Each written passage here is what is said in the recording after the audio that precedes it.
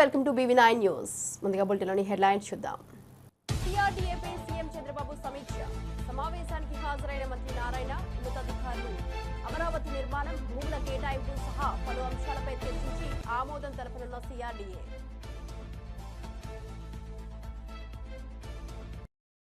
చిన్నారులపై లైంగిక దాడుల నివారణపై హైదరాబాద్ లో సదస్సు. మహిళలు, పిల్లల భద్రతకే తమ ప్రభుత్వం పెద్దపీట వేస్తోందన్న సీఎం రేవంత్ రెడ్డి.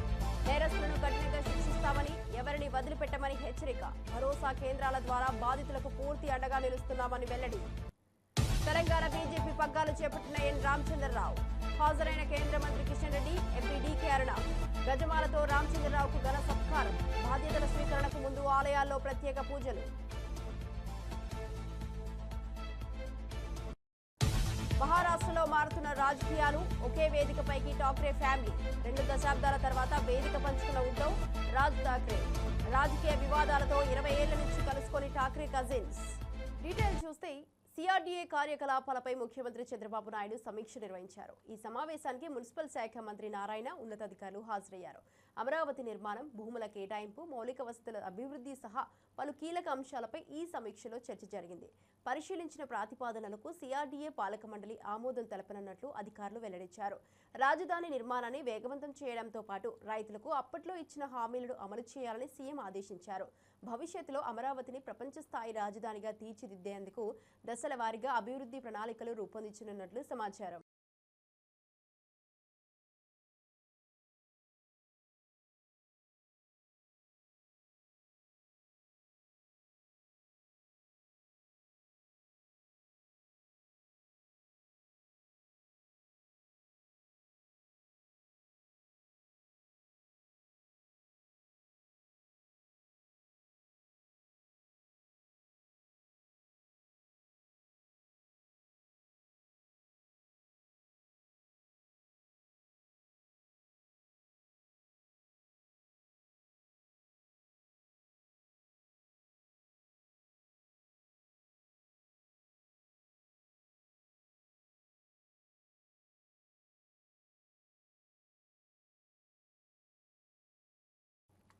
చిన్నారులపై లైంగిక దాడులకు పాల్పడే వారిని ఎట్టి పరిస్థితుల్లోనూ వదిలిపెట్టే ప్రసక్తే లేదని, వారిపై కఠిన శిక్షలు తప్పవని తెలంగాణ ముఖ్యమంత్రి రేవంత్ రెడ్డి హెచ్చరించారు.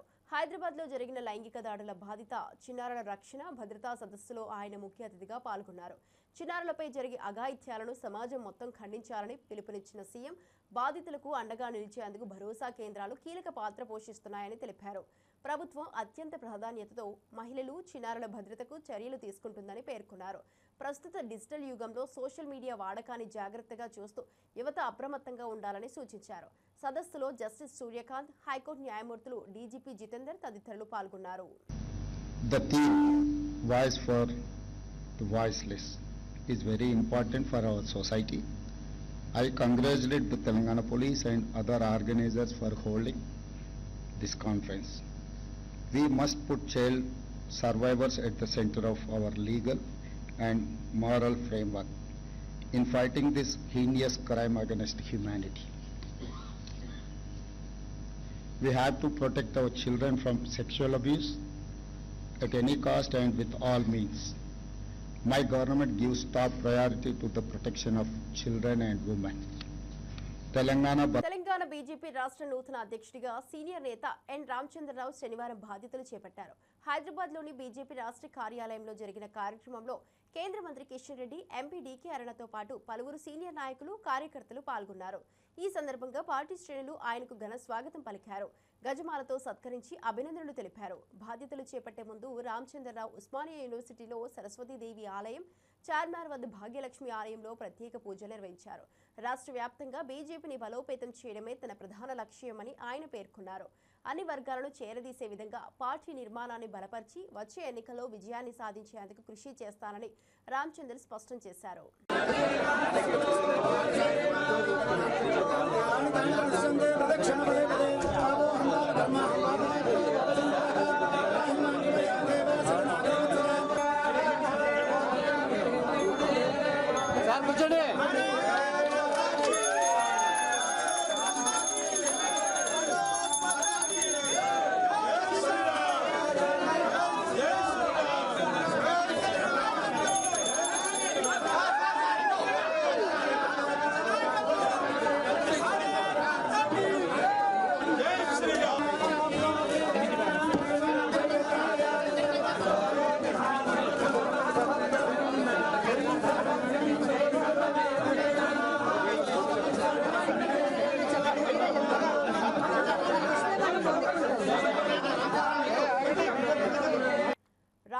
రాష్ట్రంలో కులాలు మతాలకు అతీతంగా పనిచేయాల్సిన అవసరం ఉందని తెలంగాణ బీజేపీ రాష్ట్ర అధ్యక్షుడు రామచంద్రరావు స్పష్టం చేశారు. ప్రజలకు నైతికతతో కూడిన పాలన అందించాలన్నదే తమ లక్ష్యమని తెలిపారు. తెలంగాణ రాష్ట్రంలో బీజేపీని సమానత్వాన్ని ప్రాతినిధ్యం వహించే పార్టీగా తీర్చిదిద్దేందుకు కృషి చేస్తామని రామచందర్ పేర్కొన్నారు. సామాజిక సమరసతతో పాటు అన్ని వర్గాల అభివృద్ధికి బీజేపీ కట్టుబడి ఉందన్నారు. తన అధ్యక్ష బాధ్యతలలో భాగంగా యువత, మహిళలు, రైతులు వంటి అన్ని వర్గాలతో కలిసి పనిచేస్తానని వెల్లడించారు. తెలంగాణకు బీజేపీని అసలైన ప్రజా ప్రాతినిధ్యాన్ని కలిగించే శక్తిగా మారుతుందని ధీమా వ్యక్తం చేశారు. మా పార్టీ, మా అధిష్టానం, మా నేతలు నా మీద విశ్వాసం పెట్టి కార్యకర్తకు అధ్యక్ష పదవి ఇచ్చినంటే ఇది కేవలము కార్యకర్తగా నేను పనిచేసినటువంటి ఒక పనిని చూసి నాకు ఈ యొక్క అవకాశం ఇచ్చింది నేను భావిస్తూ ఉన్నాను. భారతీయ జనతా పార్టీ ఒక కార్యకర్తల పార్టీ. భారతీయ జనతా పార్టీ ఒక కార్యకర్తలు లక్షలాది మంది ఉన్నారు. ఈరోజు తెలంగాణలో 40 లక్షల సభ్యత్వంతో కార్యకర్తలు బూత్ స్థాయిలో నుంచి పనిచేస్తూ పార్టీ కోసం అహోరాత్రులు పనిచేయడానికి సంకల్పంతో ఉన్నారు. గతంలో పార్టీ తక్కువ ఉన్న సమయంలో పార్టీ ఈ యొక్క రాష్ట్రంలో మొట్టమొదటిగా ఎప్పుడైతే ఈ రాష్ట్రంలో పెరుగుతున్న సమయంలో అనేక మంది కార్యకర్తలు వాళ్ళ ప్రాణ త్యాగాలు చేశారు. వారి యొక్క అన్ని రకాలుగా కుటుంబ త్యాగాలు చేశారు. ఎన్నో త్యాగాలు చేసిన తర్వాత పార్టీ ఈరోజు ఇంత దూరం వచ్చింది. మరి ఇంత పెద్ద పార్టీ, 14 కోట్ల మెంబర్షిప్ ఉన్నటువంటి పార్టీ, దానికి రాష్ట్ర స్థాయిలో నాకు అధ్యక్షత చేయడం అనేది ఉందో ఇది కేవలం కార్యకర్తల ఒక ఆశీర్వాదం అని చెప్పి నేను భావిస్తా ఉన్నాను. నేను మహోరాత్రులు కూడా కార్యకర్తగా పనిచేస్తూ కార్యకర్తలు కూడా నేను మీ ద్వారా కోరుతా ఉన్నాను. తెలంగాణ ప్రజలు భారతీయ జనతా పార్టీ వైపు చూస్తూ ఉన్నారు. ప్రజల ఒక ఆకాంక్ష భారతీయ జనతా పార్టీని తీసుకురావాలి తెలంగాణలో అని నేను ఎప్పుడు చెప్తా ఉంటాను. కాంగ్రెస్కో బీఆర్ఎస్ ఈ రెండు పార్టీలు కూడా ఇక్కడ పరిపాలించినటువంటి అవకాశం దొరికింది. హిందీలో నేను చెప్తుంటాను, నేను జనరల్గా బీఆర్ఎస్కో దేఖా, కాంగ్రెస్కో పర్ఖా, బీజేపీకి దో ఏక్ మౌకా అని చెప్తా ఉంటాను నేను. ఈసారి ప్రజల ఆలోచన కూడా భారతీయ జనతా పార్టీని గెలిపించాలి, అధికారంలో తీసుకురావాలి అనేటువంటి ఆలోచనతో ఉన్నారు. నేను ముఖ్యమంత్రి రేవంత్ రెడ్డి గారిని ఈ ఒక రోజు ఉత్తరం రాశాను.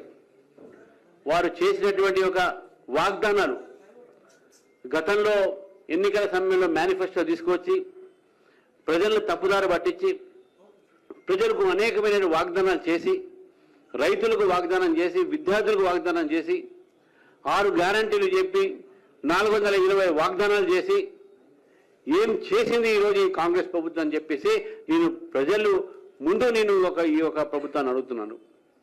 కాంగ్రెస్ పార్టీ చేసినటువంటి వాగ్దానంలో రైతులకు రుణమాఫీ అన్నారు. రుణమాఫీ చేశారా? పూర్తిగా చేయలేదు. సీఎం రేవంత్ రెడ్డి సవాల్కు స్పందించిన కేటీఆర్ వ్యాఖ్యలపై కాంగ్రెస్ ఎమ్మెల్సీ అద్దంకి దయాకర్ ఘాటు కౌంటర్ ఇచ్చారు.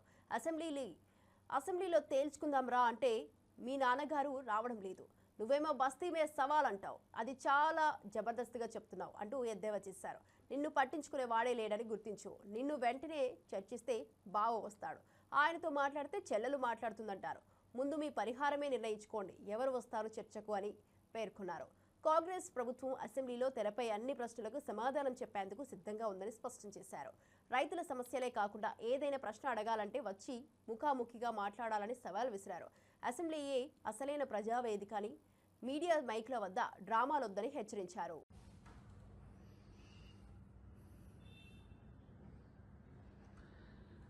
కేటీఆర్ సవాల్ని స్వీకరించాలంటే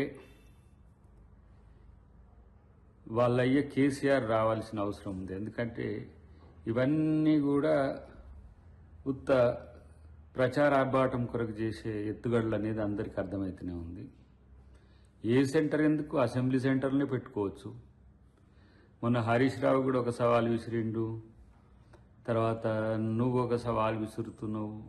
మీ సవాళ్ళన్నిటికీ సభనే సరైన సమాధానం ఇస్తుంది. మీకు మీ పార్టీకి చిత్తశుద్ధి ఉంటే అసెంబ్లీకి మీ అయ్యని రమ్మను. అసెంబ్లీకి మీ అయ్యే వస్తే ఏ సెంటరు అక్కర్లే, అసెంబ్లీ సెంటర్లోనే అన్నీ చర్చించుకోవచ్చు. అట్లా కాదనుకుంటే ఏదో ప్రచార ఆర్భాటం కొరకు మళ్ళీ నేను మీడియాలో కనబడట్లేవు అని ఉనికి కొరకు చేసే ప్రకటనలు అనేది పక్కన పెట్టు మిస్టర్ కేటీఆర్ గారు. ఎందుకు ఈ మాట చెప్పాల్సి వస్తుందంటే మీకు ఇదొక ఏమంటాము తంతుగా మారింది. సవాళ్ళు విసిరి ఆడికి వస్తావా ఈడికి వస్తావా. మరి మీ డాడీ ఎక్కడికి రావట్లేదు, మరి ఎవరు ఆయన ప్రతిపక్ష నేతనా లేకపోతే ఏమైనా రాజు అనుకుంటుండా లేకపోతే ఏంది మీ కథ ఏంది, మీ పార్టీ ఏంది, మీ ముచ్చట ఏంది?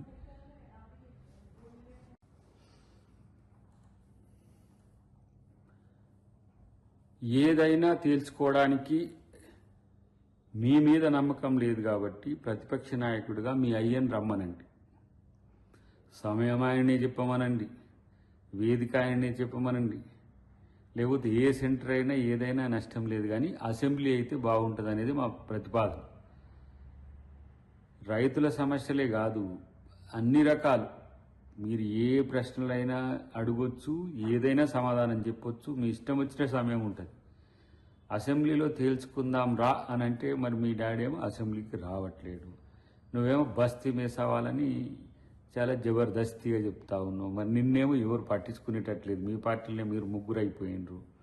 కాబట్టి ఇట్లాంటి పరిస్థితుల్లో కాంగ్రెస్ పార్టీ ఎవరితో చర్చించాలి లేకపోతే ప్రభుత్వం ఎవరితో చర్చించాలి అని అంటే ప్రతిపక్ష నాయకులతో చర్చిస్తారు. మీలాంటి వాళ్ళతో చర్చించాలంటే మీ క్రెడెన్షియల్స్ సమస్య ఉంది. మీతో ఇప్పుడు నీతో చర్చిస్తే మీ బావ, మీ బావతో చర్చిస్తే మీ చెల్లె, మాతో ఎందుకు చర్చించాలని మళ్ళా తెర మీదకి ఇంకో సమస్య వస్తుంది. కాబట్టి ఫస్ట్ మీరు ముగ్గురు తేల్చుకొని ఎవరో మీ డాడీ తర్వాత మీ డాడీనేమో ఎక్కడికి వస్తాడో రమ్మనండి, మీ డాడీని తీసుకొని నువ్వు మీ డాడీ మీ పరివారం అంతా వస్తే ఎక్కడనైనా దేనికైనా ప్రభుత్వం సిద్ధం, కాంగ్రెస్ పార్టీ కూడా సిద్ధం.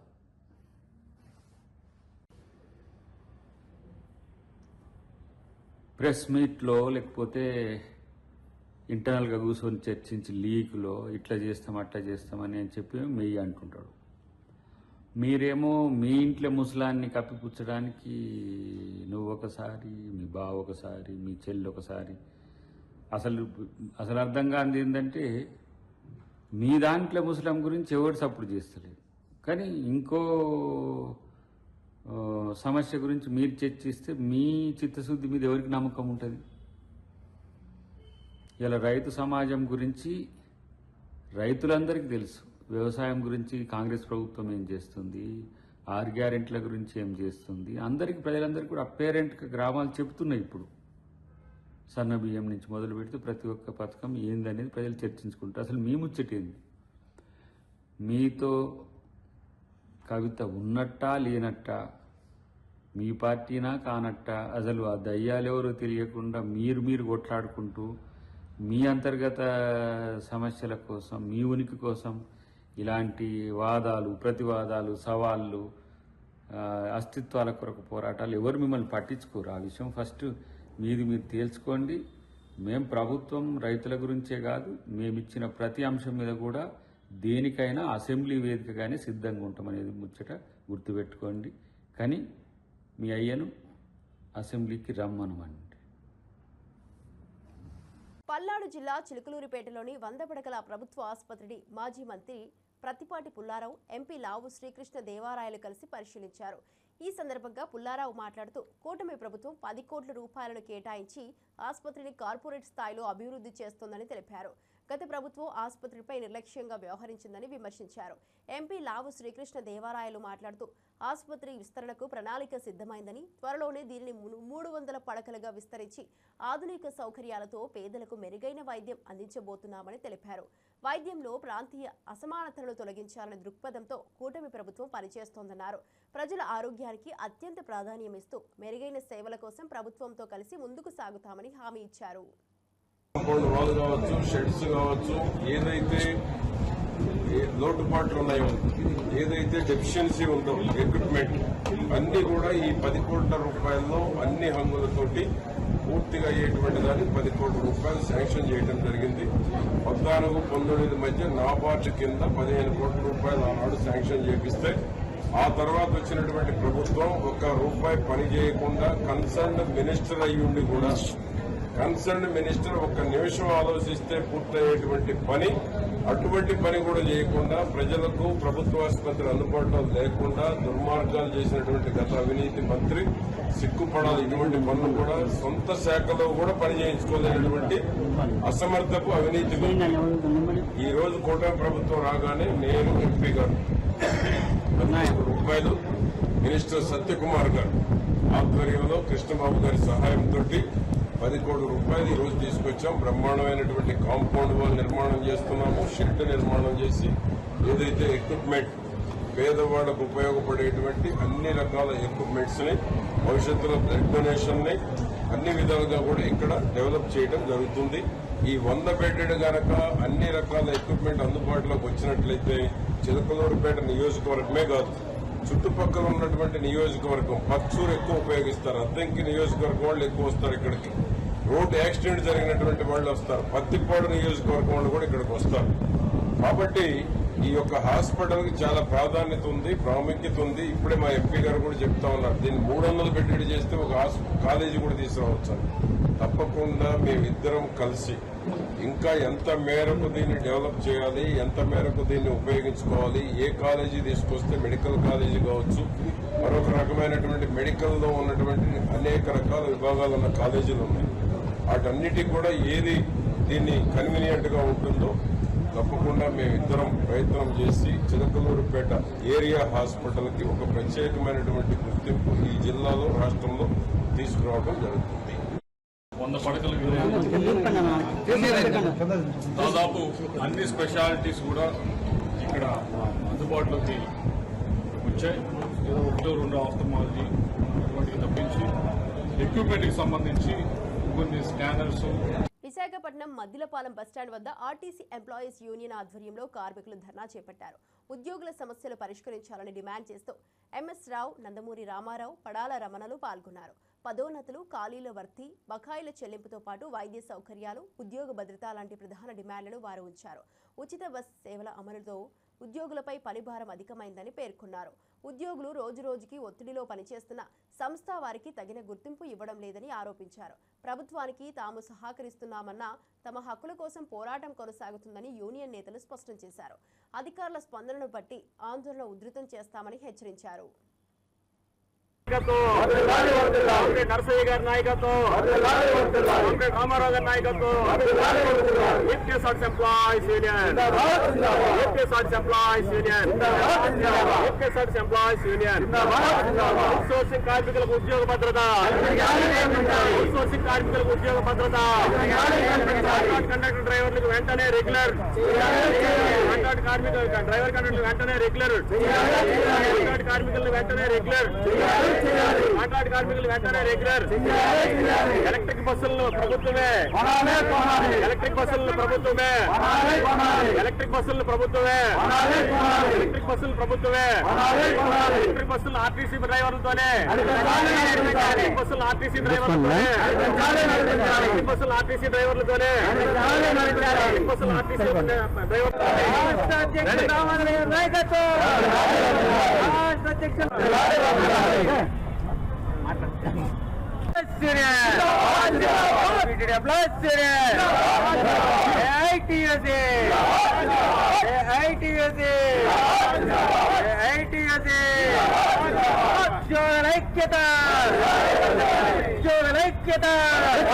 పలిశెట్టి దామోదర గారి నాయకత్వం, కామ్రేడ్ పలిశెట్టి దామోదర గారి నాయకత్వం, కామ్రేడ్ నరసయ్య గారి నాయకత్వం, కామ్రేడ్ పడాల రమణ గారి నాయకత్వం,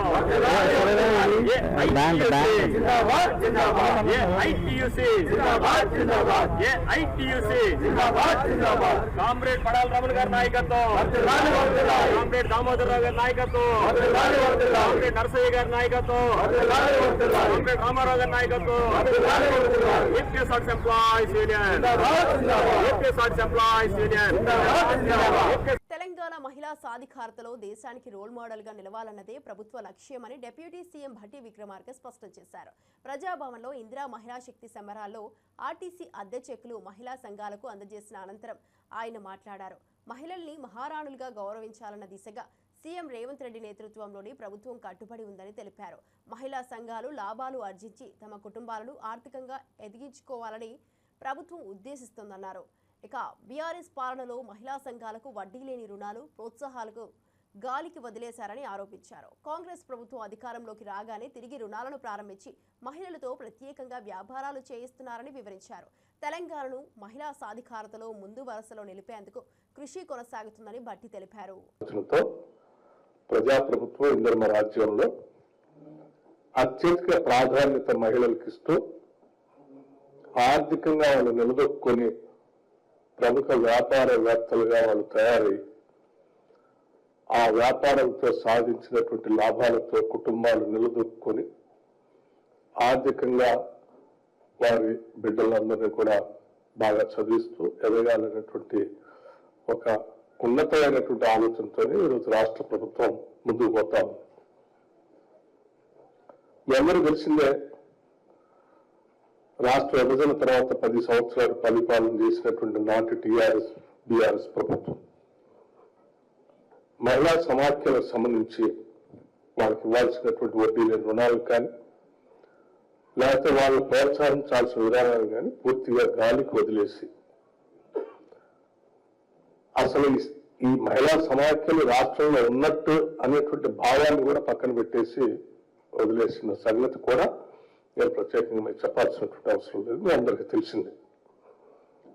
తిరిగి ప్రజాప్రభుత్వం అధికారంలోకి వచ్చిన తర్వాత కాంగ్రెస్ ప్రభుత్వం పెద్ద ఎత్తున మహిళల కోసం ఈ ప్రభుత్వం కట్టుబడి ముందుకు పోవాలన్నటువంటి ఆలోచనతోనే మళ్ళీ తిరిగి వడ్డీ లేని రుణాలని పెద్ద ఎత్తున ప్రోత్సహించి మీ ద్వారా రకరకాలైనటువంటి వ్యాపారాలు చేపించేటువంటి ప్రక్రియకి నాంది పలికిన విషయం కూడా మీ అందరికీ తెలిసినటువంటి విషయమే. ఇందులో భాగంగానే గతంలో మనం రాష్ట్ర నగరం నడిబొడ్డున కొన్ని లక్షల మందితో మహిళా సంఘ సభ్యురాలతో కార్యక్రమాలు ఏర్పాటు చేసుకొని వడ్డీ లేని రుణాలకు సంబంధించిన చెక్కులు కూడా మనం పంపిణీ చేయడం జరిగింది. ఇప్పుడు 2 సార్లు పంపిణీ చేశాం. మరొకసారి తిరిగి దీన్ని పెద్ద ఎత్తున వడ్డీ లేని రుణాలకు సంబంధించిన కార్యక్రమాన్ని ఒక ఉత్సవంలాగా చేసుకొని మహిళలకి ప్రోత్సాహాన్ని అందించాలనేటువంటి ఆలోచనతో ప్రభుత్వం ముందుకు పోతా ఉంది. సంబంధిత మంత్రివర్యులు శ్రీమతి సీతక్క గారు దీనికి సంబంధించినటువంటి విషయాలన్నింటినీ కూడా మీ అందరికీ వివరించి రాష్ట్ర ప్రభుత్వం దృష్టికి తీసుకొని వచ్చి తద్వారా వడ్డీ లేని రుణాలు ఇప్పించే కార్యక్రమానికి నాంది పలికే ఒక ఉత్సవ కార్యక్రమాన్ని మొదలు పెట్టాలనేటువంటి ఆలోచనతోనే ఈరోజు ఈ కార్యక్రమాన్ని ప్రకటిస్తా ఉన్నాం. దీనికి సంబంధించి మండల సమాఖ్యలందరూ కూడా నేను మీ అందరికీ మహారాష్ట్ర రాజకీయాల్లో సంచలన మార్పులు చోటు చేసుకుంటున్న నేపథ్యంలో ఠాక్రే కుటుంబానికి చెందిన ఉద్ధవ్ ఠాక్రే, రాజ్ ఠాక్రే 2 దశాబ్దాల తర్వాత ఒకే వేదికపై కనిపించడం రాజకీయంగా సుదీర్ఘ విరామానికి తెరదించింది. రాజకీయ విభేదాలతో గత 20 ఏళ్లుగా కలుసుకొని ఈ కజిన్లు తాజాగా పాఠశాలల్లో 3 భాషల విధానాన్ని రద్దు చేసిన సందర్భంగా ఏర్పాటు చేసిన మెగా విజయ సభలో ఒకే వేదికపై పాల్గొన్నారు. ఈ పరిణామం మహారాష్ట్ర రాజకీయాల్లో కీలక మలుపు తీరుతుందని చర్చలు మొదలయ్యాయి. ఇక ఉద్ధవ్ నేతృత్వంలోని శివసేన ఉద్ధవ్ గ్రూప్, రాజ్ ఠాక్రే నేతృత్వంలోని మనసీ మధ్య రాజకీయ వైరం తొలగిపోతుందా అనే ఉత్కంఠ రాజనీతిక వర్గాల్లో నెలకొంది. ఇక ఒకే వేదికపై కనిపించడం ద్వారా 2 గ్రూపుల మధ్య జరిగిన దూరం తగ్గబోతుందా అనే ప్రశ్నలపై చర్చలు ముమ్మరంగా సాగుతున్నాయి.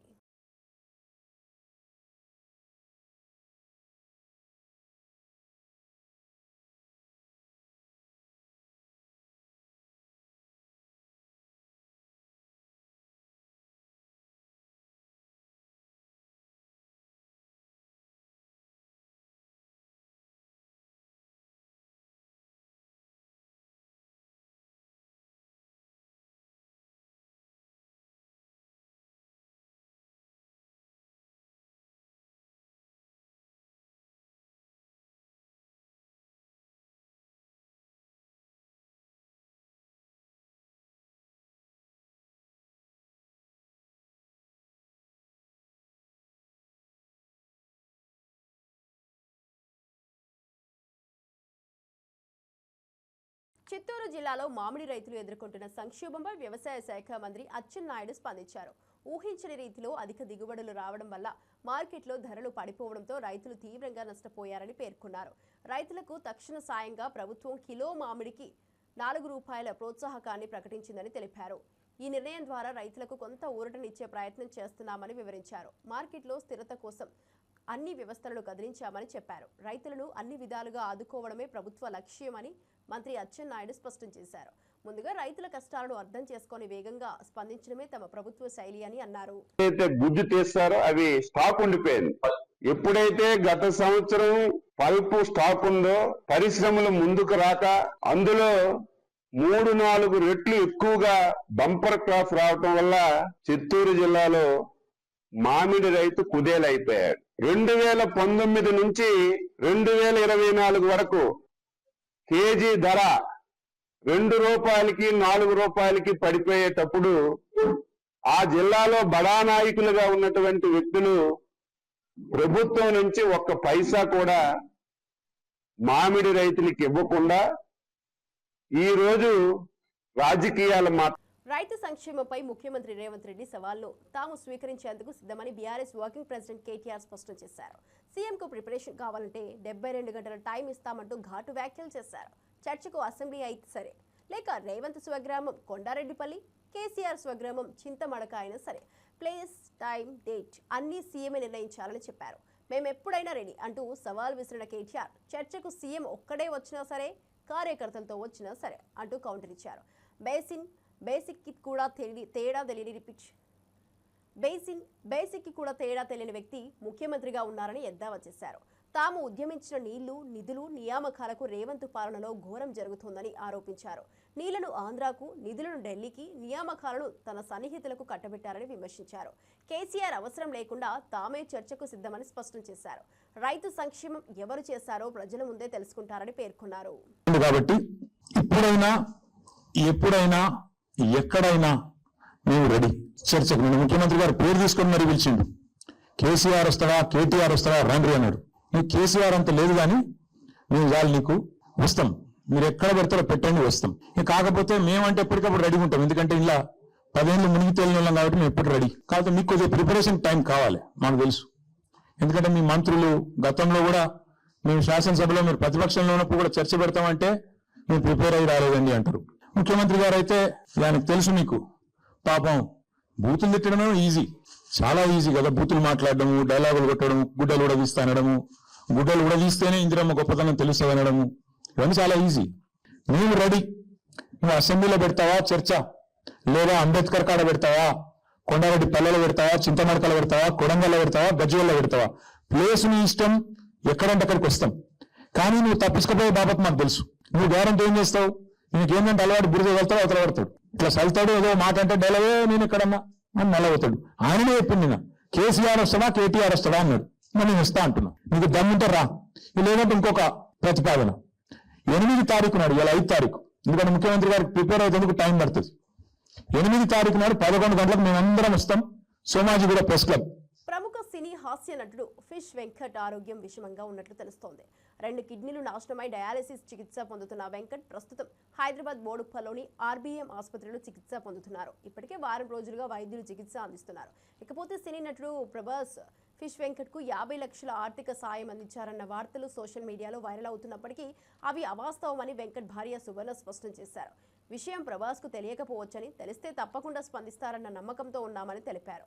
ఇప్పటికైనా సినీ పరిశ్రమ ప్రముఖులు, దాతలు ముందుకు వచ్చి తన భర్త ప్రాణాలను కాపాడాలని ఆమె వేడుకుంటున్నారు. ఫిష్ వెంకట్ సినీ రంగంలో ఎంతో కాలం పాటు ప్రజలను నవ్వించిన వ్యక్తిగా గుర్తు చేస్తూ ఆయన్ను ఆదుకోవాలని ఆవేదన వ్యక్తం చేశారు. 4 సంవత్సరాల నుంచి కిడ్నీలు లేదని చెప్పారు. కంపల్సరీ ఆప్షన్ తీసుకోవాలని చెప్పారు. 50 లక్షల దాకా అయితే అని చెప్పారు. నా అంత బడ్జెట్ లేదు కూడా, అసలు ఫోనే రాలేదు నాకు. అసలు కంపల్సరీ కిడ్నీ మార్చుకోవాల్సింది అంటారు. ఆ రోజునే చెప్తున్నారు కానీ పైసలు అడుగుతారు. వాళ్ళు కూడా చాలా మంది వస్తారు, పైసలు అడుగుతారు. కిడ్నీ ఇస్తాను 30 లక్షలు అడుగుతారు.